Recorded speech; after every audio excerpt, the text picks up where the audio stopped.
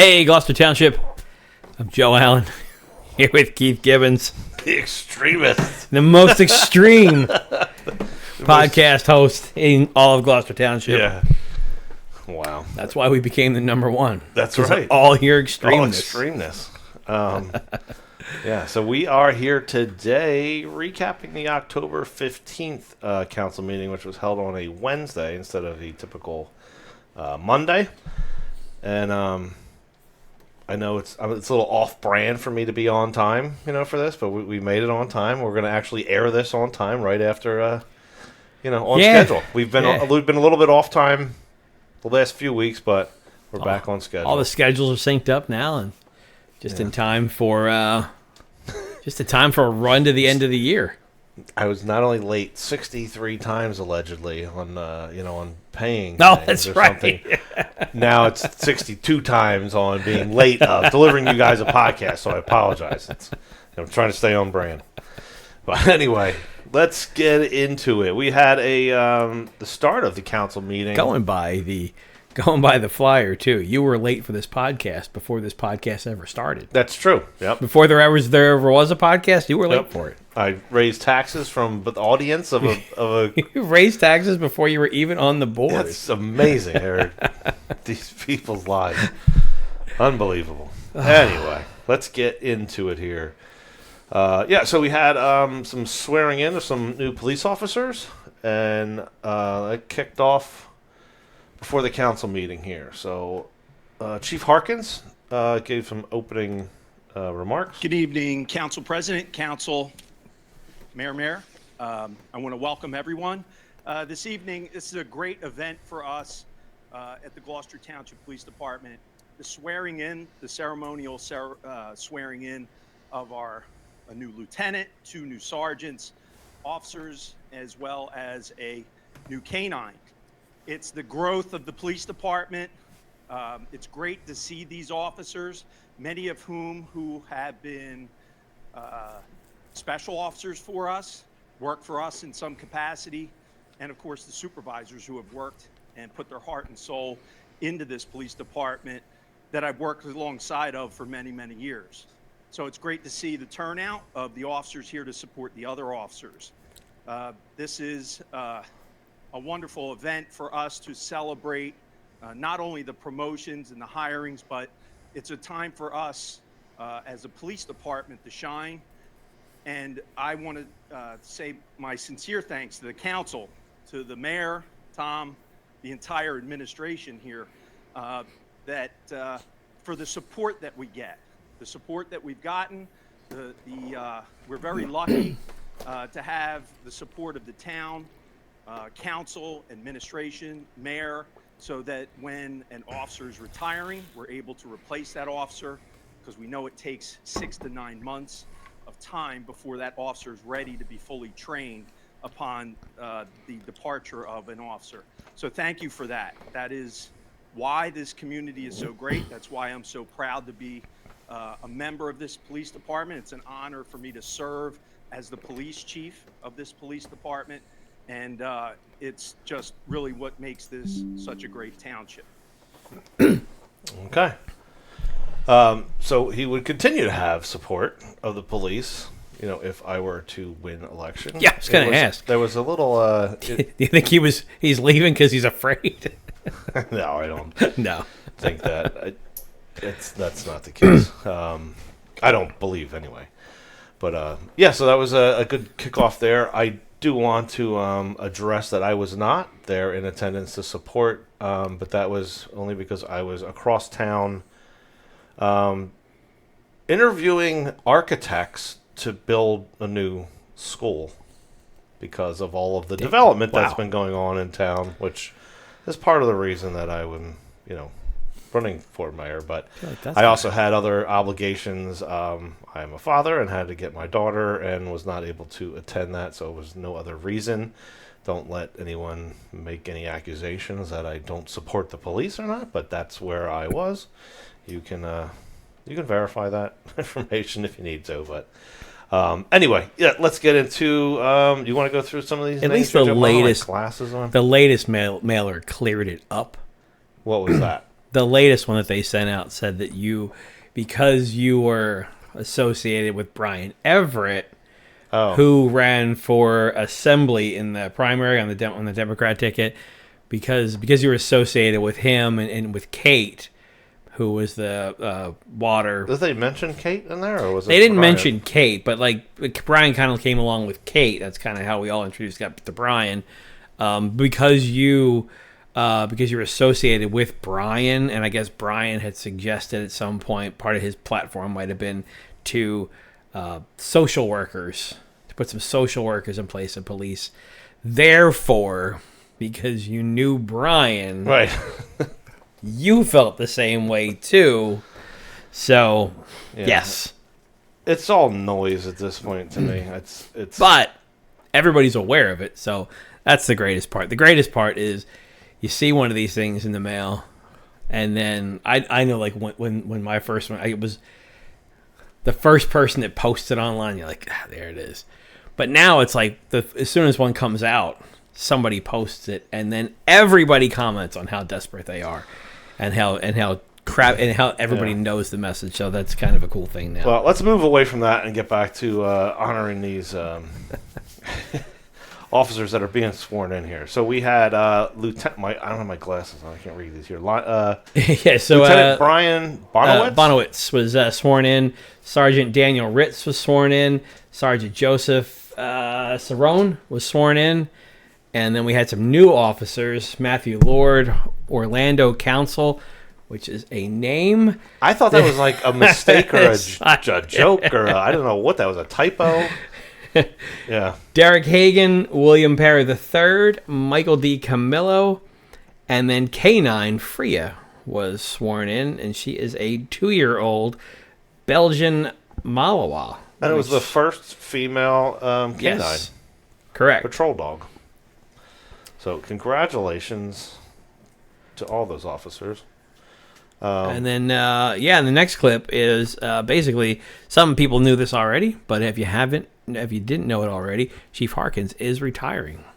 It's been publicly announced that I'll be retiring at the end of the month, and this has been doing these ceremonies both in my capacity as deputy chief, being part of that, and as the chief of police, has been one of the greatest honors to see the officers and their families come forward to be part of this great police department. So again, I want to thank the families especially. I want to thank Mayor and Council. It cannot be underestimated.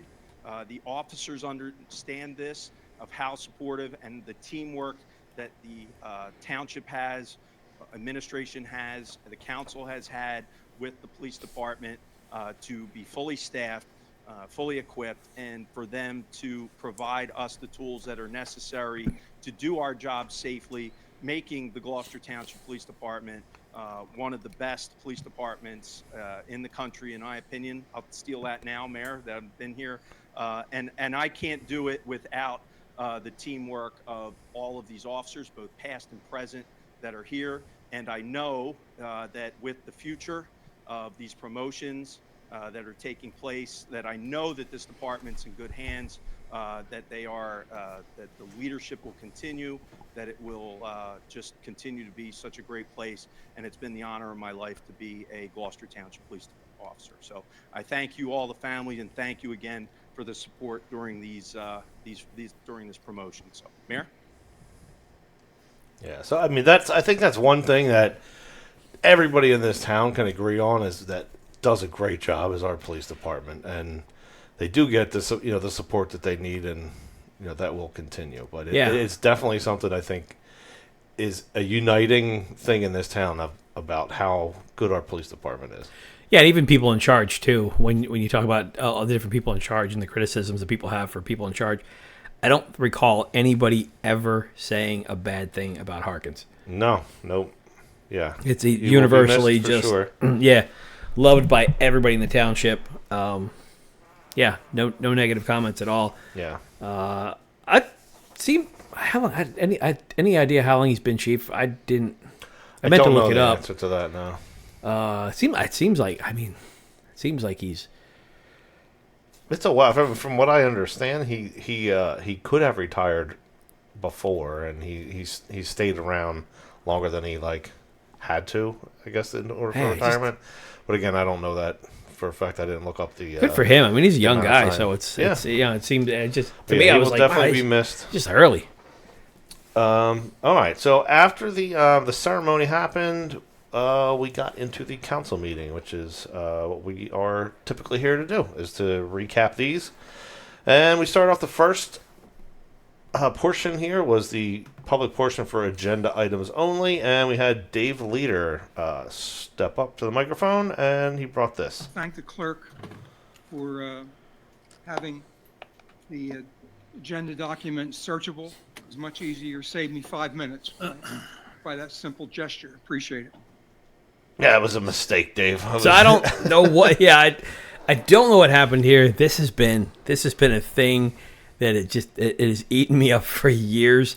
And so, if you're not aware, and if you've ever used PDFs before, I'm sure there's a way here to go about it. So if we bring up, so this PDF here is one of the addendums to the agenda, and this one here is searchable. So I can click on the words in here. I can highlight the words. If I bring up Control F, I can search for resolution. If I could see, I could search for things. I could find things. But if I go to here to the actual agenda, I can't do anything here. So I can't click on anything. If I search for swear, it says swearing in right there. It doesn't find it. It's not searchable.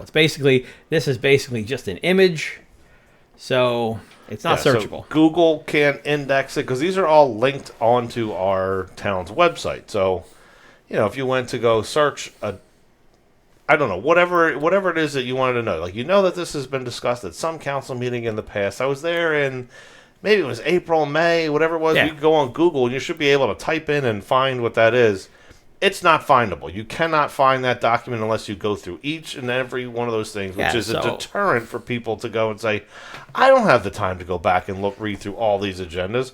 Why can't I search them? Right. So if you're somebody let's say you're not exactly Brian Burns, but you are somebody that lives right along that Hickstown Road thing, and you're like, I see them doing something back there, and you search Gloucester Township, Hickstown Road construction, it would normally be searchable. Right. Google would find that and say, hey, here's a link to your exact search terms.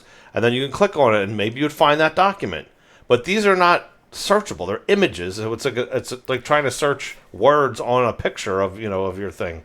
It's like somebody created that. They did everything in possibly in Word, created a PDF out of it, printed it, right, scanned it in, and then scanned it back in as an image without OCR, which is recognition. Right. So then you have an image that's not searchable, so therefore Google can't search it. So if you as a resident are searching for something, it's not there. So I don't know. It's just Dave Leader just so happened to pick up that the agenda, which was the addendum to the agenda, which was a last minute thing. So somebody didn't.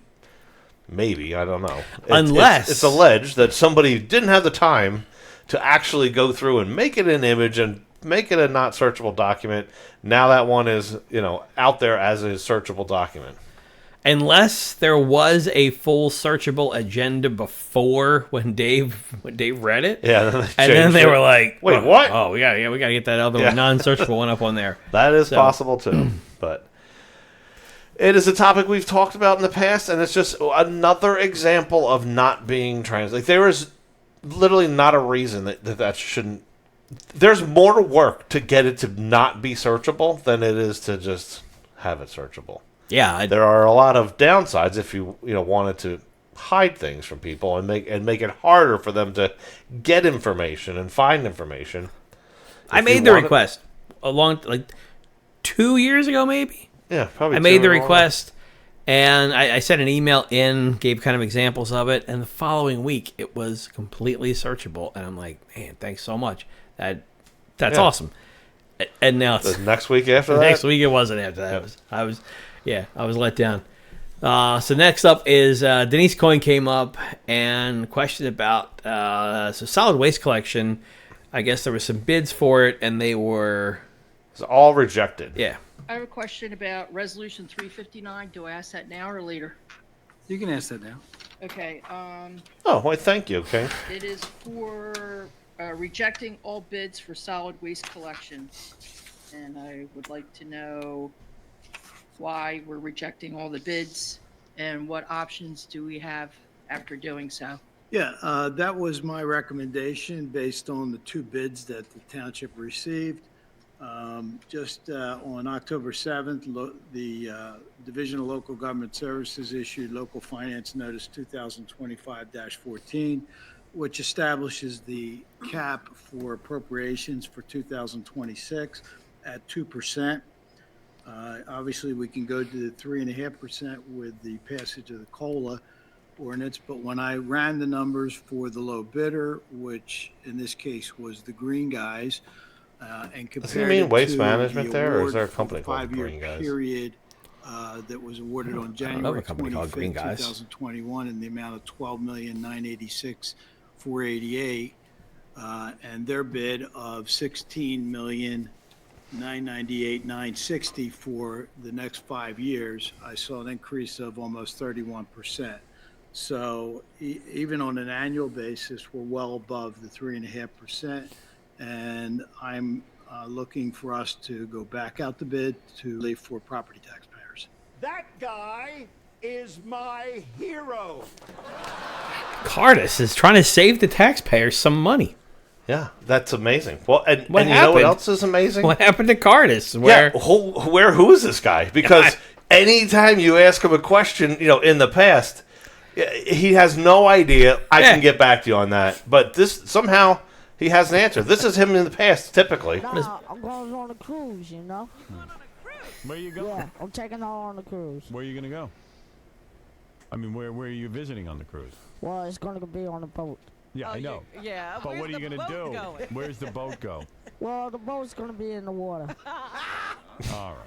See, you thought he didn't know. I thought he knew. I knew you knew. Yeah, that's typically his answer. Somehow he had every detail. Imagine that. You're actually able to be prepared with that was something on the agenda, and you came with the information. Imagine that. It's amazing. And he thought about taxpayers. Yeah, unbelievable. Can you imagine? I feel like it's because it's October next year. Yeah. Next year we got to vote next month. We got to vote, and I feel like somebody came into his office and they're like, "We have to save money here." And he's gone. Save money. I don't know how to do that. And they're like, "Call somebody." Oh, you mean just borrow money from somebody? Yeah. Thank God. All right. Also, he legally can't, Right. so he's stuck. All right. So she also asks another follow-up question here, right? Let's see. Yes. Also for Resolution 361, requesting the insertion of a special item of revenue in the budget for $1,298,843. I'd like to know what that is for, what it's going to be used for. Thank you. The bike path was grant money, so all that's going to be funded by the state through the DVRPC grant. None of that is to the township capital. Thank you, Mr. McGill, Mrs. Eric. Okay. Yeah, so at least we had answers to that question. And then we moved on. There was no EGOV again. Yeah, there was no EGOV again, and there was just the consent agenda was passed. And then we went into the second public portion, which was for any agenda item or any items, not just agenda items at items. all. And Mr. Burns revisit something that we brought up in the last podcast. He was questioning some warehouses and why didn't council do something. It was answered about eminent domain, but let's let the clip play here. I wanted to revisit the Hickstown Road site again. Since we don't have dialogue back and forth, I wanted to follow up on Mr. Mercado's. It'll take you a month to get an answer. Last time. you folks know about the Hickstown Road site. There's a proposal for 4 warehouses. The preservation of the site is strongly supported by the master plan reexamination, which even goes so far as to recommend a redevelopment zone on this parcel of land. And you folks are the redevelopment entity. So this is not something I'm making up. It's in the master plan reexamination. Right, the preservation of the site is also strongly supported by the open space recreational plan. So I asked last meeting, will council, working as the redevelopment entity, follow the recommendation of the master plan reexamination and create a redevelopment zone? And Mr. Mercado's response was, well, it's private property and he doesn't support eminent domain, but this is not eminent domain. You folks have redevelopment zones all the time for builders, all the time. That All is my true. time here, just over and over and over again. You have a workshop, a builder wants to do X, Y, Z on a particular property, and he gets a redevelopment zone. So this is not eminent domain. This is just the ability for the council to do what is in the best interest of the local residents, to preserve a natural heritage site of which there is only a limited number throughout the state of New Jersey. And you could rezone this as environmental residential. So the property owner could still follow through and build a few homes on the site based on the zoning. But it certainly is not eminent domain. And I'm encouraging you folks, and I've given you the information several times, and to take this as an opportunity to save one more piece of ground that is a natural heritage site. Mr. Burns, thank you for your comments on Hickstown Road. Again, that property is a privately owned property, and that individual has every right to do what they want to do with that particular property. If that individual came to us and talked about possibly doing something different with that property, or redeveloping it, or including it in some type of plan, then that individual has the right to do that. From what I understand, that application, Ms. Corbin, has not been sent to the planning board yet. No application has been submitted. So I'm echoing what I've said before in previous meetings. Now, what I indicated that you said eminent domain, I said eminent domain, and council's not interested when we're trying to take, we're not going to take someone's property or tell them how to use their own private property. That's going down the road of eminent domain. I didn't say that we're going to do eminent domain. But again, that is a private property. An application has not gone forward to the planning board. Ms. Corbin works with our planning board. Ms. Albright Troxel sits on our planning board. That application has not been forwarded to that. Right. He said eminent domain last. He brought up eminent domain last meeting. Mm-hmm. He didn't say that they were going to do that, but he said we're not going to do that. But it came out of nowhere because nobody mentioned eminent domain at all. Mm-hmm. Brian was basically just saying that what they're trying to do there, he'd like it in a different direction because they want to put like warehouses and stuff on there, and because of the type of land, he thinks that there should be restrictions on it. Not that we should take the land. I don't know, like that came up and went and took everything down a completely different. It was used in a manner of steering it towards like the eminent domain. Yeah. Versus what he's now explaining what he meant by it. So it's possible. It's possible that he was kind of saying that it's leaning towards that. However, that's not exactly what he said. He made it sound like we were trying to take it away. And Brian's basically saying, you guys do redevelopment plans over. The master plan says this, and you're allowing this to happen here. Council president is saying that person is allowed to do whatever they want with their land. Well, that's not exactly true either. Right. You can't do whatever you want with your land. Otherwise, there wouldn't be a need for planning board, zoning board, and everything else. However, Brian's point here is like there's something that can be done. It's been recommended that we do this. You have, I don't know. It gets into a whole weird. I'm not an expert at all in the redevelopment law, and neither is the council president, but he likes to state things as if he is, but he's not You know, there are other people that are. There was a bit of confusion with the eminent domain thing.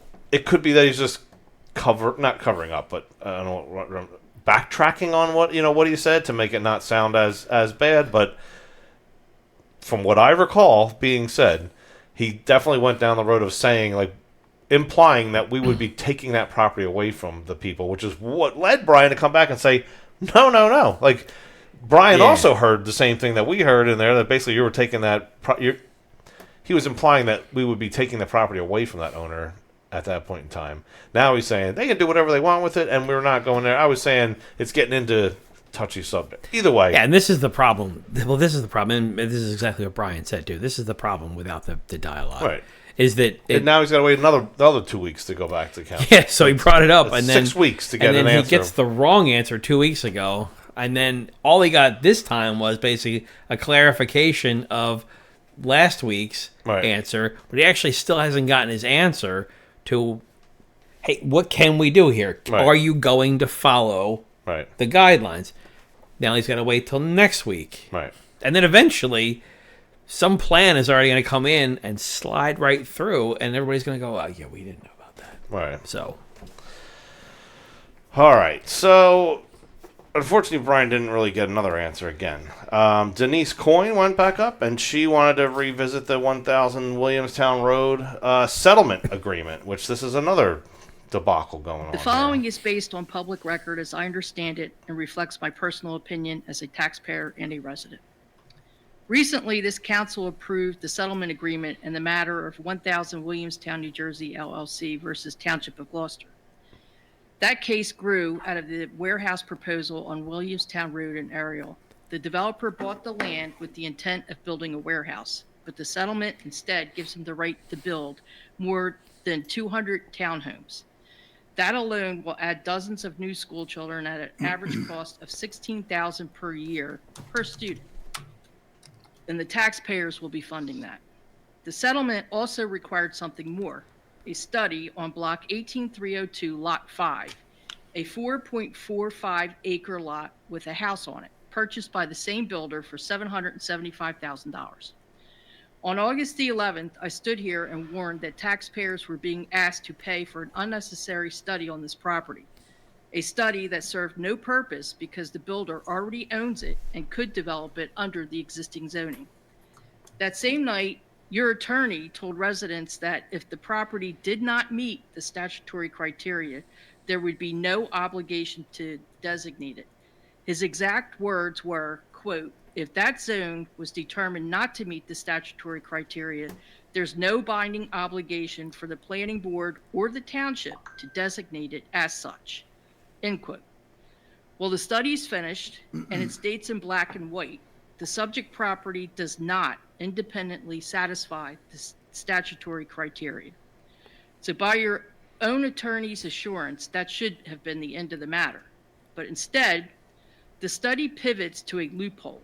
It cites a clause in the law that says even if the lot does not meet criteria, it can still be included for continuity and cohesion of a redevelopment area. If that's the case, then why did we spend thousands of taxpayer dollars on a study in the first place? If the law allows you to include the lot no matter what, then the study was meaningless. And what is the outcome?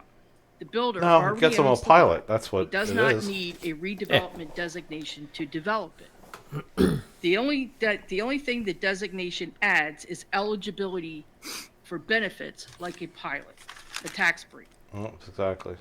That is why I said on August 11th, this was an unnecessary study and taxpayers were being misled. With the pilot, pilot was a discussion to have a payment in lieu of taxes, was part of the settlement agreement. With the payment in lieu of taxes, the developer they're still paying full freight on the land, and then the pilot is paid in increments. But that's also something they can offer as part of this agreement. Correct me if I'm wrong, Mr. Carlmaire, to those individuals that are purchasing That's correct.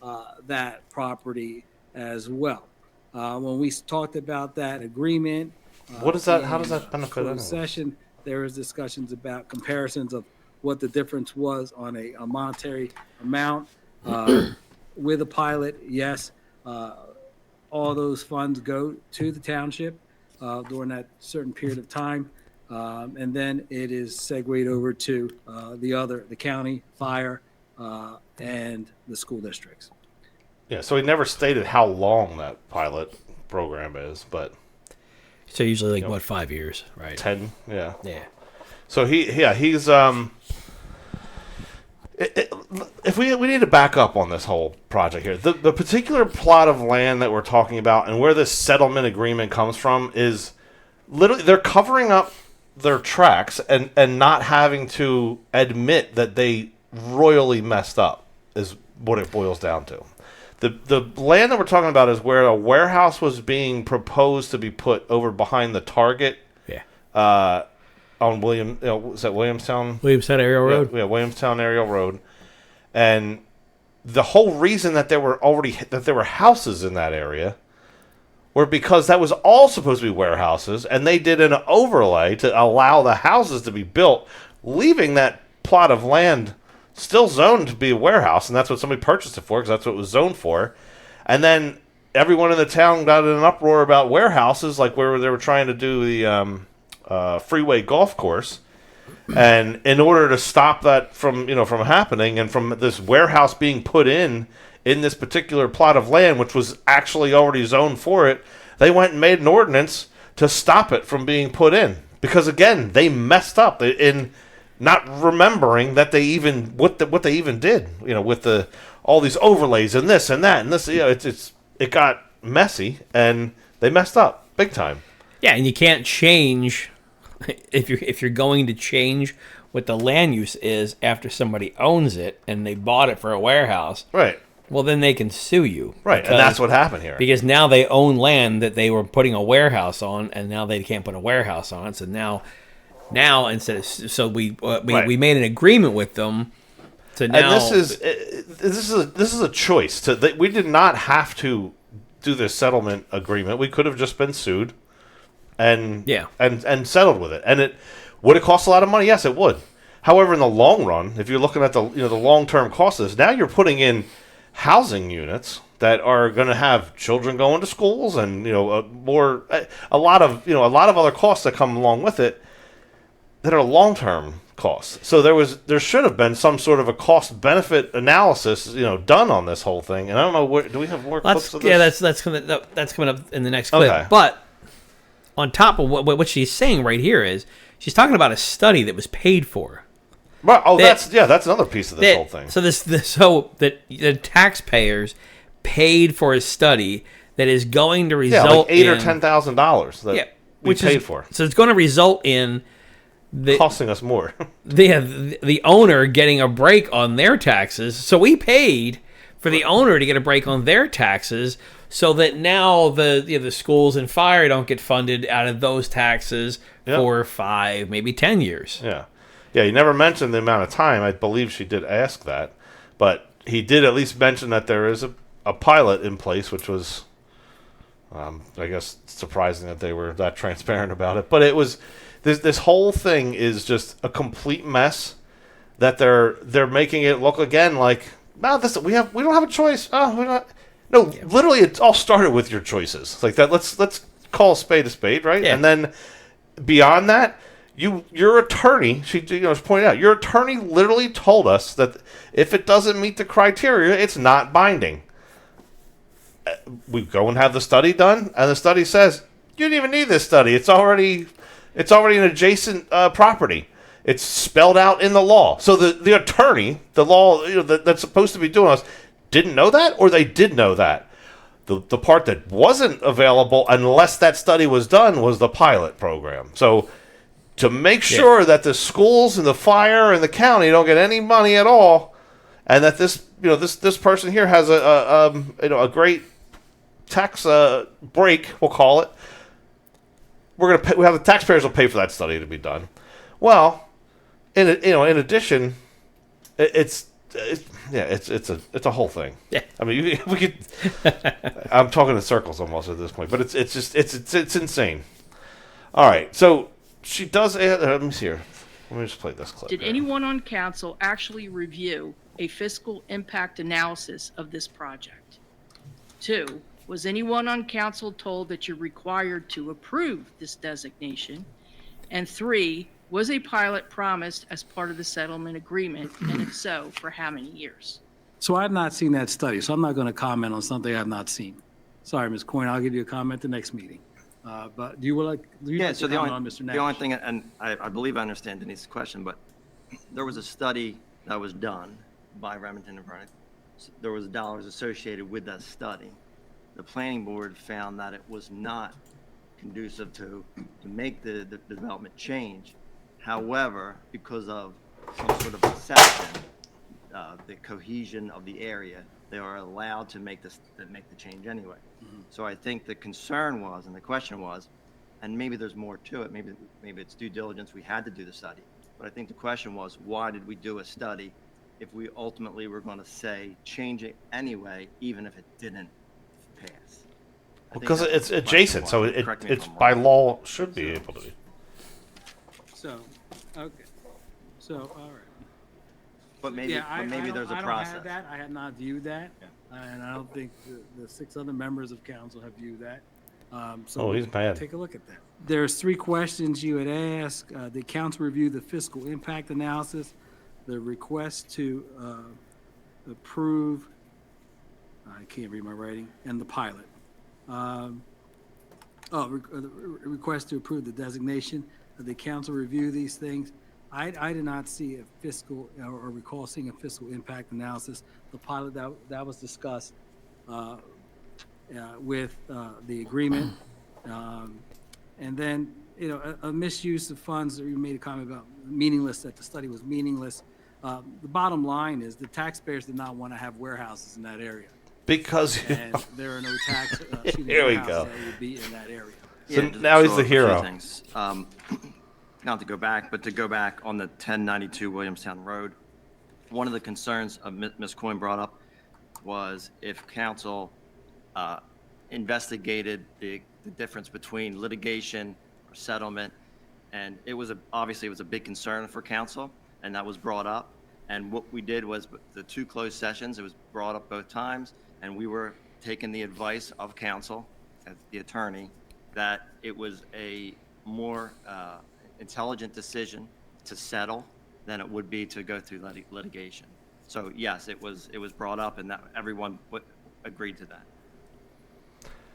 Does your attorney, well, I don't know if you have an attorney, but does your attorney give you financial advice typically, or is that somebody else that's like an accountant type of a person does those kind of things? I mean, they could probably give you a gauge of like what it would, how much time it would cost you in there, but there should be more to your decision based off of just what your attorney says, how much litigation time there's going to be. You can put a dollar figure to that litigation time. Yeah, I mean, if it just came down to how much time is going to be spent in litigation, like maybe we spend a little bit of money in litigation, but we save ourselves from... Right, what is the long-term effect of the decision that we're making? Your attorney, I would assume in this case here, is just saying, it's going to be expensive. And then you're hearing it like, well, I don't want expensive. But you don't know what the other side of that expense is. And your attorney's usually not the one to have those details for you. Just saying. Yeah. I don't know. I mean, maybe I'm crazy in that scenario. But kudos to Mr. Nash for actually reading up on some of that stuff and kind of explaining it. I thought that was great. I mean, he should... Yeah, there's a spot for him on this podcast if he ever gets off that cancel thing.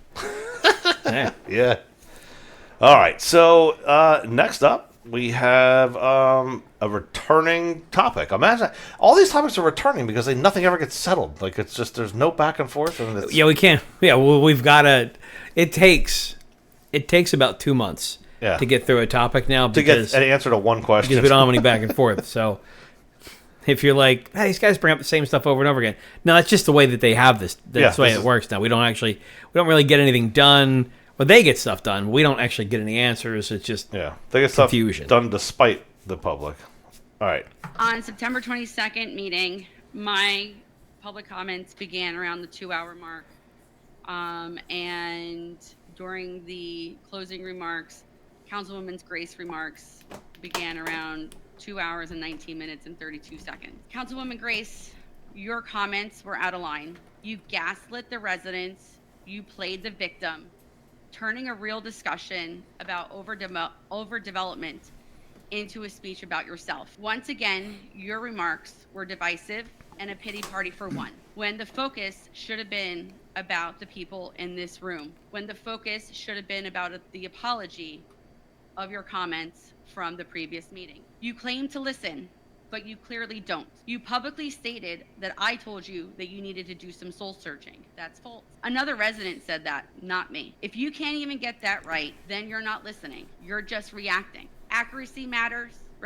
Representation matters. Listening matters. Being impartial matters. If you're going to quote residents or speak about their word, make sure that you are correct. These meetings are not your stage. It is about the community's voice. 2 meetings ago, the community spoke about traffic, infrastructure, overbuilding. Never once was it about race, diversity, or yourself. Last meeting, you said that you lost your voice. No, you gave that voice to the public when you took an oath. You swore to be impartial, not emotional. You don't get to use taxpayer dollars to center yourself. And while the residents were speaking, you were on your phone around 9:00 p.m. What is so urgent that you don't pay attention to what the residents are saying, that you're on your phone?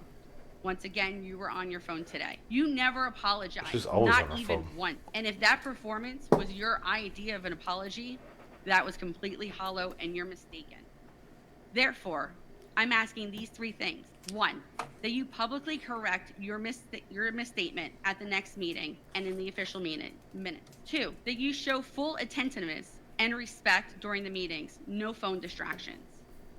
3, that you stop framing yourself as the victim and instead demonstrate the accountability and being impartial and being the expected of an elected official.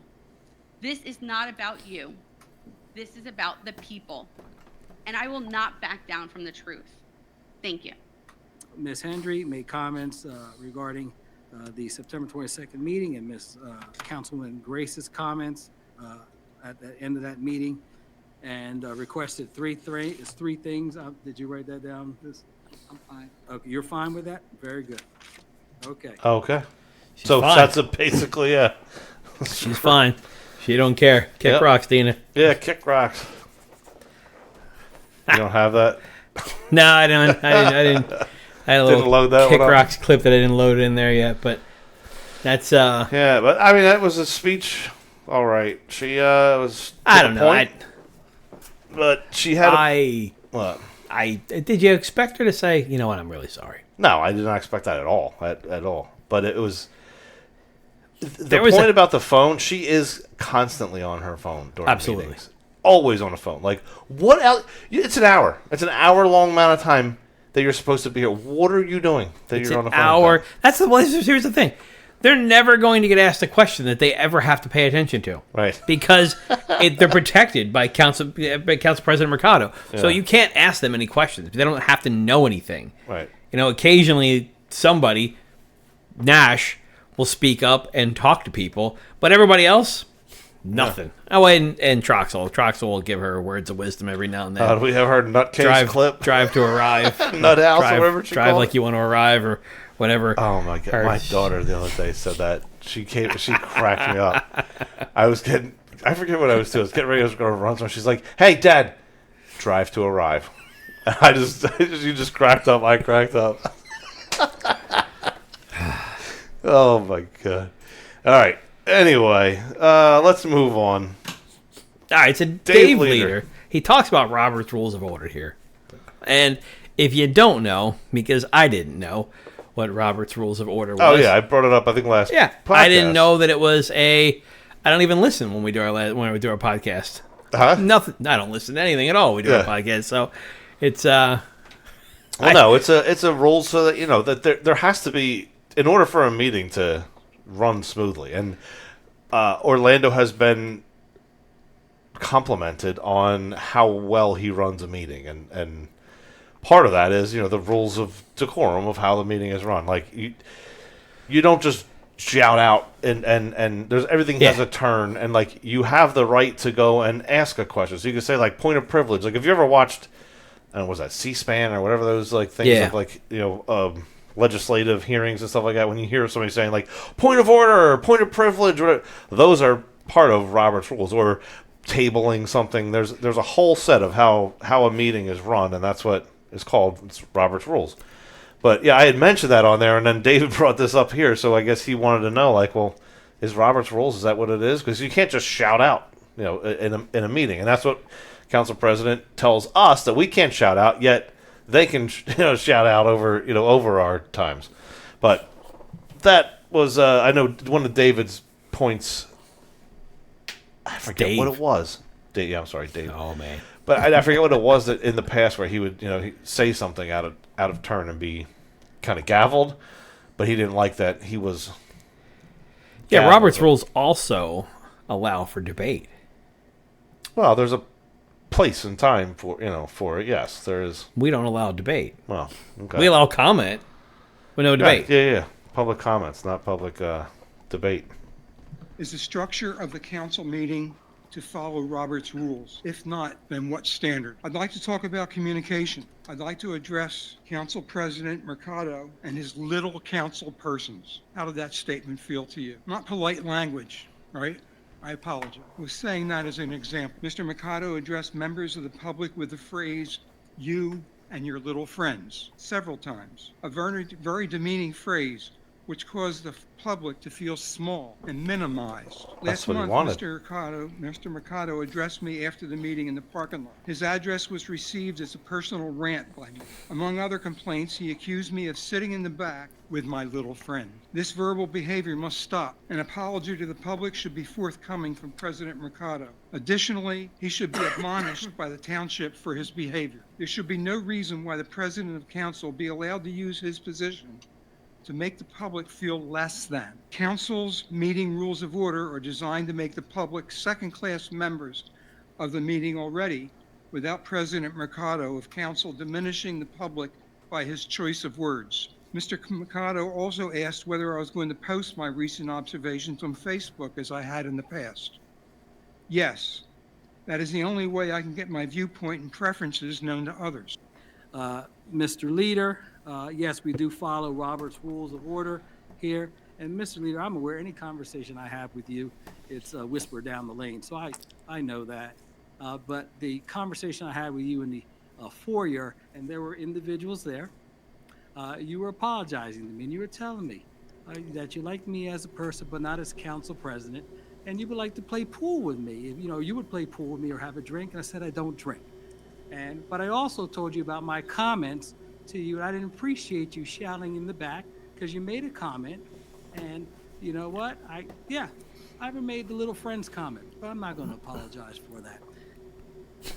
Why would he? Why would he? He's above you. Why would he apologize to you? I think he can be as mean as he wants to be. It's his thing. He can do whatever he wants for 4 years. So, I don't think anybody can tell him to change. They could tell him that they don't like it. But repeatedly telling him that he needs to change and that he's mean to people, he knows. He knows who he is. Knows exactly what He he's knows how he runs it. The only and he can. You can't just say, you've gone too far. We got to remove you from council. You can't. The ballot box. The ballot box. That's the only way to do it. And the guy's been on council since 2004. Obviously, somebody likes him in there in that position. So he runs a good meeting, allegedly, right? That's hey, look, he's a master at running those meetings for the mayor because it gets it happen. They go exactly how the mayor would want them to go. And the only variable that gave them some issues was when other people would talk, when Tom Cardis would talk and some other council members occasionally. Council president himself had the ability to talk. It is squashed, and they don't get to talk. You don't get to talk to them. So now everybody's protected. We meet the bare minimums that we need to by law. We have to deal with all you little people out there, all you and your little friends. We have to deal with you up here. We have business to take care of. It's the room. We don't want to hear what you have to say. Versus that one guy in the middle. Yeah. And that one guy in the middle holds all the power right now. Yeah. So. And Dave thinks he'd like him as a person. Oh, the other thing we did learn is he likes to play pool, I guess. Does he like to play pool? But, well, he doesn't drink, so he didn't say that he doesn't play pool. So I think he plays pool. Does he play pool? You play pool, I know. I want to play pool. You play pool with Orlando? I don't know that I'd like him as a person, though. I don't know him personally, but I know him from up there, and I can't imagine that. I'd say the opposite. I'd say I start off liking everyone as a person. You know what I mean? There's actions that you take after that. Yeah, I might not disagree with. I've seen these people out before, places, and I'm cordial with them. I don't like them for what they are right now. But hey, I don't know. At a pool hall, maybe I play some pool with. If we had pool halls left anymore, but they don't exist. I don't think really. There's like one in like Somerdale. Is there really? I think it's like is it Frank's or there's like a dog themed one over there. It's like a bar and a pool hall right next to each other. All right. Well, anyway, we have Dave asks another question here. I much prefer it when politicians state their credentials and their goals without criticizing their opposition. Did Councilman Castro, Councilwoman Grace, and Albright Troxel, who are running for re-election, approve these nasty political accusations by their PAC to be sent to the public? You need to look at yourselves if you're getting the same communications that I'm getting and wonder why it doesn't say, as Councilwoman, I approved these messages. It doesn't say that. I wonder if you do. I have no way of knowing. In regards to the other stuff, the pound of information you're going to receive, you may receive another pound in the next few weeks. But I'm not going to discuss that. I don't discuss that in our council chambers here. I don't want to talk about that situation ever again with anybody. You understand me? Again, we don't do politics. And that after he's done saying, you're going to get another pound of them, yeah, he follows it up with, we don't talk about that. Well, we're not going to talk about it because I run this shit. So, oh my Lord. Yeah. So Dave is referring to all the nasty mailers that the Citizens for Government Reform have sent out. Yeah. And he was asking the council members up there that are running for re-election if they approved of those. Oh, yeah. So here's a thing that people should understand, right? So if you look on the bottom of all of your mailers that come out, the shiny ones that say everything is great and Dave is amazing, they all say that they're sent by EFO. Paid for by the mayor. Yeah, and EFO actually, mayor. you know what? We got time for something. You should go pull up the laptop and go to New Jersey ELEC. Let's pull up. The filing was due for GT Citizens for Government Reform as far as the state goes. And so let's see here. You pull up. Okay. Oh, man. I think it's on. Let's see here. I can't really see. Go up the top ones there. I think it's the second thing down. Should see like PAC filing. Public info. Yeah, public info. It should say. Let me see if I can see it on this computer over here. Contributions or candidate and committee reports? Yeah, candidate and committee reports. There we go. That's not it. Party or PAC report? Yeah. Okay. So in there, type in Gloucester TW. And then search. And that should bring up... All right, now look for Citizens for Government Reform. Yep, got one. All right, click that. And now there should be a bunch on the right-hand side. Look for the... I think, what's it called? R3 yeah, filing? D4. Should be 10/15 or something, I believe, the date. 10/14, 72/24. No, HR. not that one. There should be another one. 10/14 R3. Yeah. So click that. There's a couple of them here. Yeah, but it should be the 10/14 or 10/15. Oh yeah, yeah. All right. So this will show you who all the money, where that all that money comes from, that sends those mailers out. And this is interesting. The only source of the money for Gloucester Township Citizens for Government Reform came from the mayor and the council people. from their not their personal, but their political EFO, election fund of. That's where all the money came from for the PAC. Wow, but yeah. So if you scroll down to the, this was not rehearsed, by the way. Yeah, this is not. This is on the fly here. So yeah, zoom in on that one and. All right, so opening balance, receipts, expenditures, closing balance. So they spent $52,000 in this quarter, this period. This was through September 30th, yeah. Okay. And then if you go down to like where the money came from, it tells you like the donors. Okay, so we want to go down to... Yeah, a little further down. Yeah, what's that right there? I think that's it. Ah, here we go. All right, so read those names. What are they? Where are they from? There's 4 donors. 4 donors they had. 4 Oh, it's all the same donor. Yeah. Yeah. So that's where the money came from to send those PAC flyers out. Okay. So this is kind of the funny part, right? So. Yeah. So EFO, Mayor, Castro, Troxel, and Grace. So when Dave is asking a question, if you approve this, they literally gave them, how much money is that right there? 6,100. There's 60,000, and you got another 30,000 there. It's over $100,000 there. Nah, 54,000, something like that. Is it? Oh no, wait! I'm looking at the aggregate amount. So yeah, right, $54,000. Yeah. So yeah, that's where the money came from. It's from the mayor's office. So when they try to put those names on there, it's just for a niceties thing. This is the reality. That's what they have to report that stuff, and there it is. There it is in black and white. And you saw just on the fly. You can do that at home. Go to the ELEC website, pull up the reports. It's a PAC filing, report. So it's funny. I mean, it's funny because traditionally it's always been the nasty stuff comes from Citizens for Government Reform. Yep. And then the really feel-good stuff comes from the EFO, from the mayor. Yeah. Well, you can look his up, too. You can see where their money came from and where it went, but you can see they donated money. When you look at the back end, you realize that... It's all the same thing. The mayor's EFO is just sending money over to Citizens for Government Reform so that they can do the dirty work. Like, yeah. So the mayor is not the guy doing the dirty work with his EFO. Right. It's all dirty, but yeah, that wasn't rehearsed. Once there is transparency behind things, you're just like, damn, it's so much worse. Yeah, it's so much worse than you even realize. Yepper. All right. Yeah. So that was pretty much it. Other than we had a shout out for another local business by Councilman Nash. Let's play Oswood Bagels. Has anyone been there? Yes. Okay. Another local.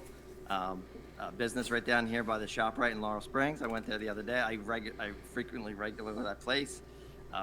Great owner, great food, and I recommend people check them out. Thank you. All right. I went there before. I went to Sharky's so many times. Mm-hmm. I've never gotten a Sharky's bagel yet. Why? I can't stand in line. Oh my! You're so impatient. Right? I've gone there, and then I went there, and then one day I looked up and I saw Boswood Bagels, and I was so excited. I got there, and they never had Sharky. They weren't even. Boswood hadn't even moved in. Like the business address and everything. Oh, okay. So I show up, and I was like, "Oh, this place went out of business already." And then I just and then I went somewhere like a $2. I think I went to bagel. I went to there's a place in Somerdale. It's a woman's name. It's like yeah, I know where you're talking about. I can't think of it. There's another one, Red House Bagels, but I think it's called Beck's Bagels now on Black Horse Pike down in Belmar. That one's really good too. I've done Beck's too. Yeah, Beck's is good. Yeah. But then somebody was telling me about Boswood Bagels. And a couple people now have told me Boswood Bagels is really good. Yeah. So, and actually, in fact, there was a Reddit thread about, I don't know what it was about, but Boswood, it was like somebody mentioned Sharky's, and then all of a sudden, all the people came in with Boswood. Oh, really? Everybody was talking about Boswood. So I'm like, now. I don't go on Reddit. I don't even know how to use that. So it's like there's too much on there. It's a lot, yeah, and the people are it's worse than any township talk you'll ever be a part of. Yeah, then but please leave me out. Yeah, but unfortunately, I feel like now if I go to Boswood Bagels, there's gonna be a line. Yeah, right. Yeah. Maybe I'll get into Sharky's now. If everybody went to Boswood, I'll get in the Just shark. stay there. What else are you doing? Just stay there for 10 minutes. Just don't want to park. All right. Anyway, we have October 24th is the Trunk or Treat event, right? Yeah. That's at the at Veterans Park. It's going to be huge. I don't know what the time is. I don't know what the times are, but I can tell Go on you. the township website. It'll be on there. I can tell you from past experiences. I've been there several times. They cut when they say that the line stops at a certain time. That's when the line stops. If you show up 10 minutes after they cut the line off, you can't get in line. And people get upset. And I've seen people get upset several times before it. Make sure you're there before they cut the line off, because it's a long line. There's a lot of people there too. So definitely get there. This will air after. This is being aired on the Friday night, the night before the food truck and beer festival. We'll drop this out on Monday afterwards. So hopefully you guys have gone to that and enjoyed it. Yep, all the proceeds go to a good cause in town, right? The scholarship committee gives out money for scholarships for local kids here. Yeah. That's I think that's all we got. Oh, here. we didn't do a subscribe. Oh, there you go. Man. We'll end it on that.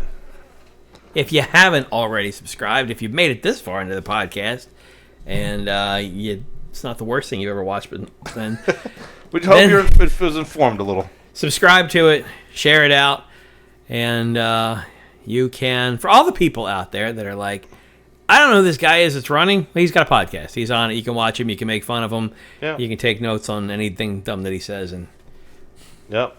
I'm sure other people are doing that. You can donate your money to Citizens for a Government normal Reform, person. and they'll send it out Yeah. saying they'll Make your donations. Like, to them. I watched that guy's podcast, and he's too extreme. Yeah. I couldn't take it. It's so extreme. Yeah, we wanted to figure out how to get like bombs going off and like all this I gotta work on stuff. some special effects so that every time Keith talks, there's just flames behind him. Yeah. It's mostly peaceful. But all right, folks. All right, folks. We'll see you soon. We'll see you next.